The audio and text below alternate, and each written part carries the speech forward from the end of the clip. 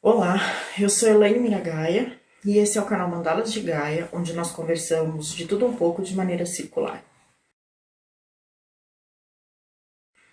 Então hoje a gente vai falar de um assunto que para mim ele é muito querido. Só para situar, para que fique claro, é um tema que eu estudo desde a minha adolescência. Os meus primeiros contatos com o chamado universo do sagrado feminino foram mais ou menos em 1994, eu tinha 15 anos. E eu vou tentar esclarecer e definir um pouco do que é esse tema para a gente poder dar continuidade às nossas conversas. Hoje em dia a gente vê um crescimento, né, do sagrado feminino, mas ninguém deixa muito claro exatamente o que vem a ser esse sagrado feminino. E eu vejo dentro dos movimentos algumas coisas que não são muito coerentes e que não são muito saudáveis e que aprisionam mais do que libertam. E as minhas críticas estão justamente aí. Mas hoje não é dia de crítica, hoje é dia da gente definir o que é sagrado feminino. Então, sagrado feminino, ele é basicamente, premissa, né, básica e total.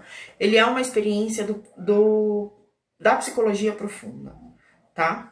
Dentro da psicologia analítica, a gente tem duas vertentes. Uma é a definição clássica de psicologia analítica, que é o Jung, né, que é o pai da psicologia analítica, e depois a gente tem o Hillman, que é contemporâneo, né, do Jung, e o Hillman, ele trabalha muito com a questão dos mitos, e é daí que vem o termo psicologia profunda, né, porque ele se aprofunda nessa questão do arquétipo, que é uma coisa que a gente vem falando. E a experiência do sagrado feminino, ela passa por aí, pela psicologia profunda, pela experiência arquetípica, pela experiência do numen. Tudo psicologia analítica, o que eu falei, tá? Experiência arquetípica, vivência dos arquétipos. O círculo em si, que é a base do sagrado feminino, já é um arquétipo. A vivência do numen. O que é o numen? É aquilo que extrapola a nossa vivência cotidiana. É aquilo que é o que dá o caráter sagrado para o sagrado feminino. Então, o sagrado feminino, ele está pautado em mitos, histórias, contos de fadas, que são muito anteriores à nossa sociedade atual, à era moderna, que estão muito embasados e enraizados nas culturas que vieram antes da gente, tá? Então, e de uma sociedade que em algum momento, milhares de anos atrás, foi considerada uma sociedade matriarcal. Uso o termo matriarcal para a gente poder colocar em contraponto com o patriarcal, pensando em energia feminina e energia masculina, num momento em que a energia feminina teve uma dominância na consciência e na formação da espécie, e um momento onde a energia masculina toma essa consciência e contribui na formação dessa espécie. Matriarcal teve um momento que não funciona mais, veio o patriarcal. O patriarcal tá chegando num ponto que não tá funcionando mais. A gente vai ter que encontrar um meio de caminho para fazer as coisas funcionarem. Como? Não sei, estamos em busca disso, tá? Então, é baseado em experiências que vieram de um momento matriarcal da humanidade. Um momento em que a mulher era cultuada, entre aspas, por tudo que ela representava, né? A mulher sangue não morre, a mulher dá luz, a mulher com o próprio sangue e com a lida na terra, ela descobre como plantar, né? Ela descobre a agricultura, ela cuida dos filhos, ela nutre os filhos, enfim, né? Tem toda uma estrutura de sociedade que foi pautada em cima desse feminino. E o sagrado feminino fala muito dessa busca, dessa totalidade e dessa experiência do feminino que é única, intransferível e que traz uma condição de poder para a mulher. Por que traz uma condição de poder para a mulher? Porque a partir do momento que você resgata experiências passadas, seja através dos mitos, dos contos de fadas, das histórias, você consolida uma condição de autoestima e poder. Poder no sentido de eu tenho poder sobre mim mesma, eu tenho poder sobre o meu corpo, não poder em cima do outro, tá? É um poder pautado no autoconhecimento. Se eu me conheço, eu de alguma forma tenho um poder em cima de mim. Então o sagrado feminino ele passa por essa busca também do autoconhecimento, essa busca do aprofundamento do que é essa experiência de ser mulher.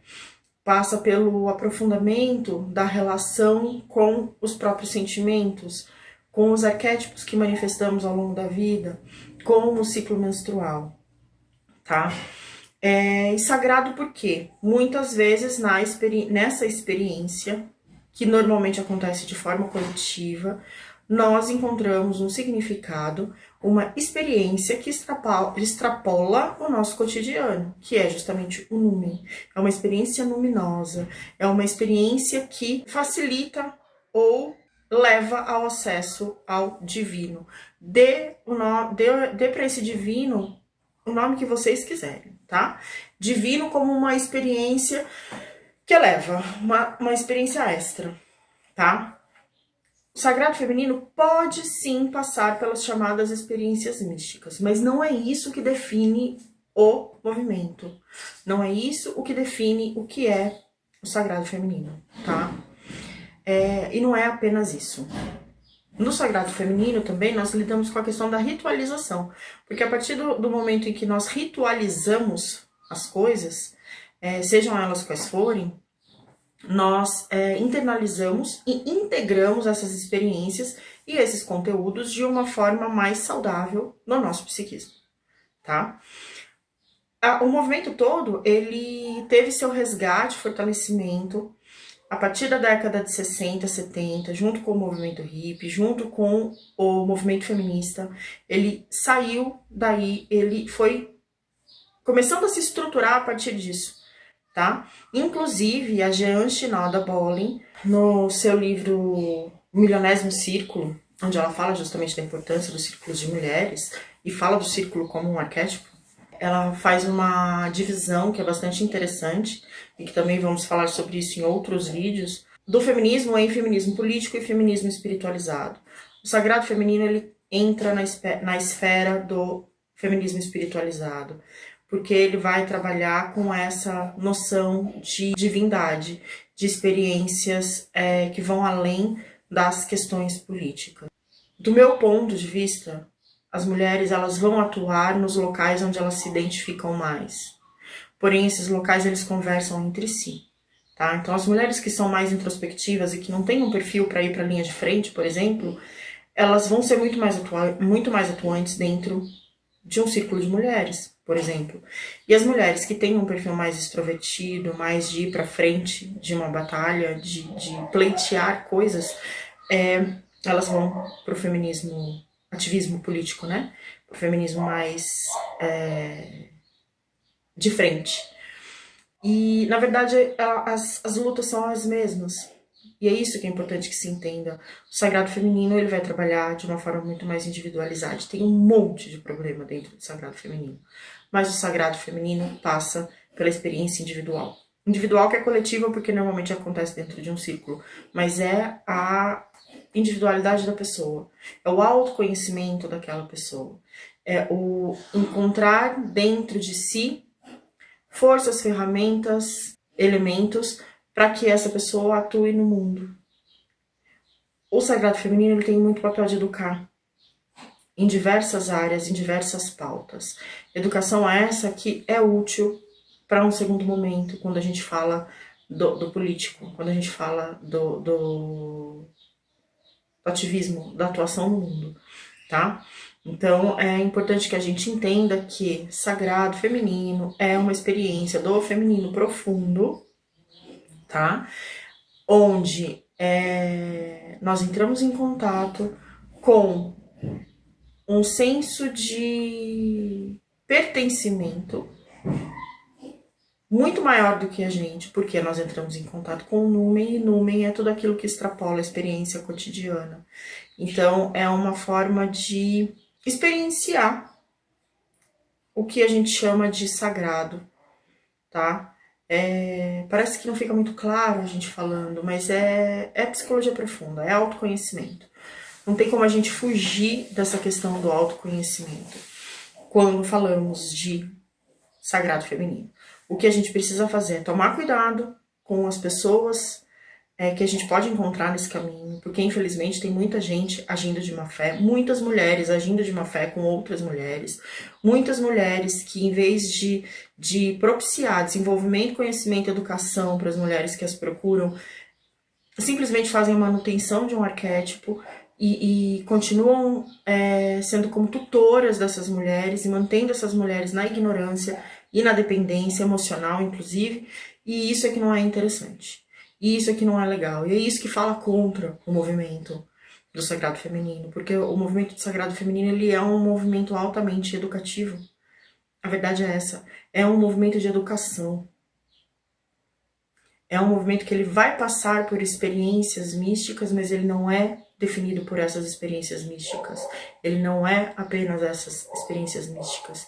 O papel primordial é de educação. Autoconhecimento e educação.